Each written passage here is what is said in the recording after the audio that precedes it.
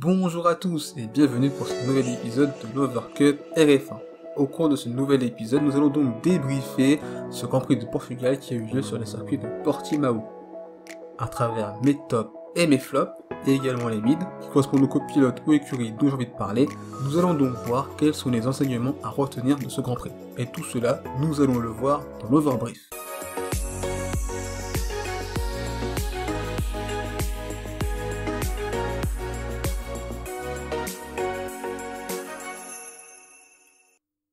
Personnellement, j'ai trouvé ce Grand Prix moins passionnant que les deux premiers, mais ce Grand Prix a tout de même été très intéressant à regarder, puisqu'en effet, il s'est passé pas mal de choses.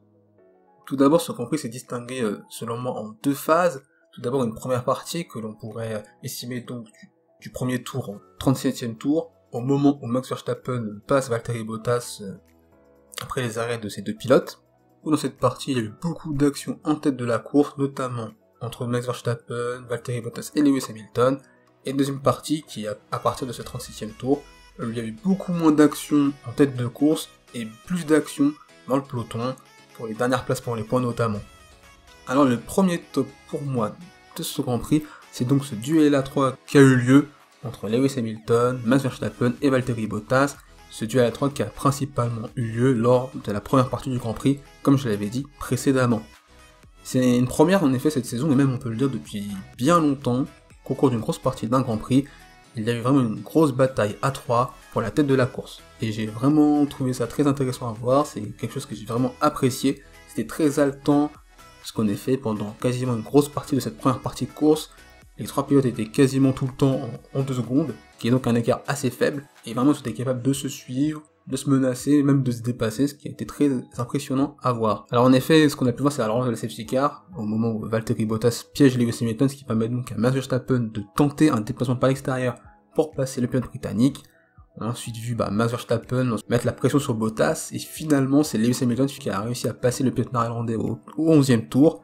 Et cette course à 3 s'est quand même poursuivie, puisque par la suite, Lewis Hamilton a mis la pression sur Valtteri Bottas, et a fini donc par le passer à travers un magnifique déplacement par l'extérieur au 20e tour. On peut considérer ce déplacement-là comme une espèce de rupture dans cette partie passionnante, puisqu'à partir de ce moment-là, le pilote britannique va s'échapper petit à petit au fur et à mesure. Max Verstappen, par la suite, ne sera pas en capacité d'attaquer Valtteri Bottas, même si il sera capable de lui mettre la pression. On verra donc l'undercut réalisé par le pilote Red Bull sur Valtteri Bottas au 36e tour.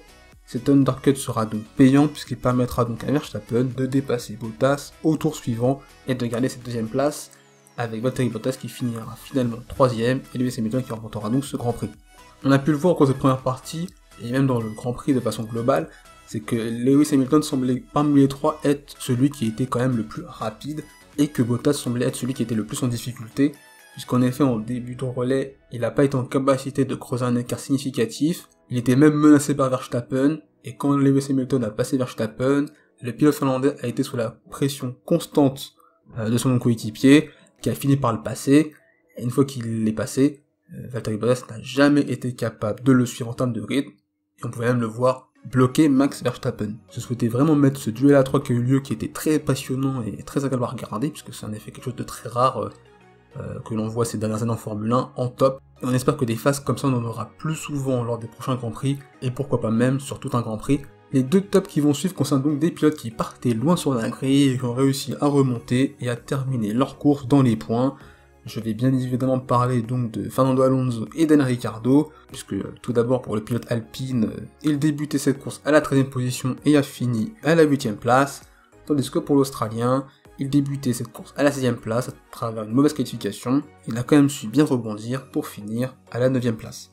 Ce sont deux pilotes qui étaient partis sur des stratégies décalées, qui leur a permis donc d'avoir un premier relais extrêmement long, et donc d'avoir un deuxième relais plus court et plus agressif, qui leur a permis de remonter, notamment Alonso qui a été très performant, puisqu'il a fait un super deuxième relais, qui lui a permis quand même de dépasser pas mal de pilotes, notamment Carlos Sainz, donc ça lui a quand même permis de bien remonter et de bien réagir après cette qualification. Ainsi s'achève mes tops de ce Grand Prix, et je vais donc évoquer les mids. Le premier mid dont je voulais évoquer, c'est le pilote Red Bull Sergio Pérez, qui pour moi n'est pas un top. Je pense que ça aurait été quand même assez dur de le mettre en flop, mais je pense qu'il est quand même important de mentionner son Grand Prix qui est assez particulier. Je l'avais dit lors de mon débrief des qualifications du Grand Prix de Portugal, que selon moi, pour Red Bull, l'élément clé si Verstappen voulait gagner, ça devait être Sergio Pérez. Et que si Red Bull voulait gagner, il fallait absolument que le pilote mexicain soit dans le coup, à la lutte avec les 3 pilotes. Et malheureusement pour lui, cela n'a pas été le cas. Parce qu'il a mal géré son départ, il a également mal géré sa relance de safety car, à la suite de l'accident entre les 2 Alfa Romeo. Ça a donc conduit au fait qu'il a été bloqué pendant plusieurs tours par Lando Norris, et qu'une fois qu'il l'a passé, c'était déjà trop tard, puisqu'il était finalement trop loin des Mercedes et de Verstappen, et que par conséquent, il était d'aucune utilité pour aider Max Verstappen face aux 2 Mercedes. Ainsi, par la suite, il finit son Grand Prix 4ème dans un sorte de no man's land. C'est quand même un très bon résultat pour lui, mais c'est vraiment dommage, car moi, personnellement, j'aurais bien aimé voir ce que cette course aurait donné. S'il avait su rester 4ème, est-ce qu'il aurait été capable de tenir le rythme des Mercedes et de Max Verstappen durant cette première partie? Ça, c'est la question auquel on ne pourra jamais répondre. Le deuxième mythe dont je souhaitais parler, c'est donc le pilote McLaren Lando Norris, qui a été l'auteur d'une course solide. Il a en effet réalisé un très bon départ, effectué de beaux dépassements.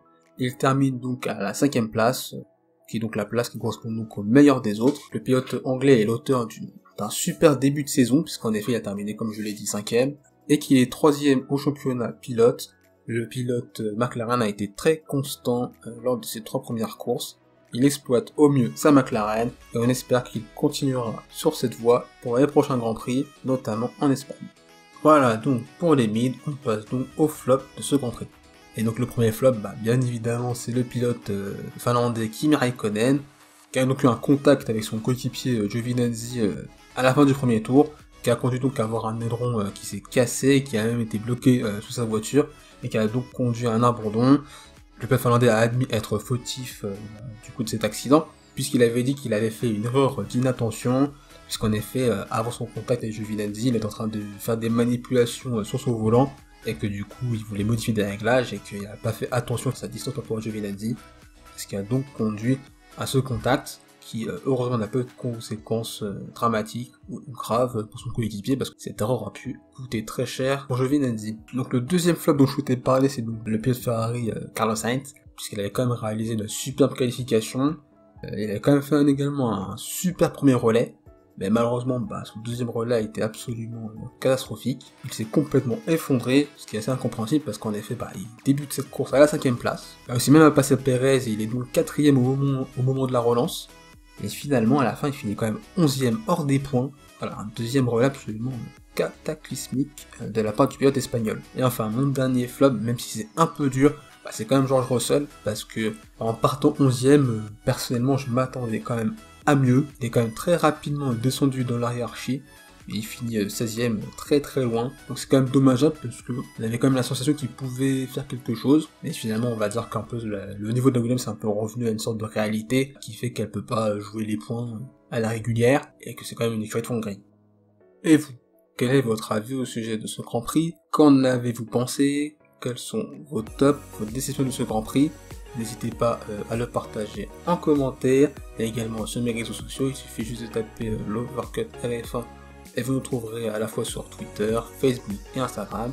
N'hésitez pas à liker cet épisode, à le partager et à vous abonner. Je vous souhaite le meilleur. Salut!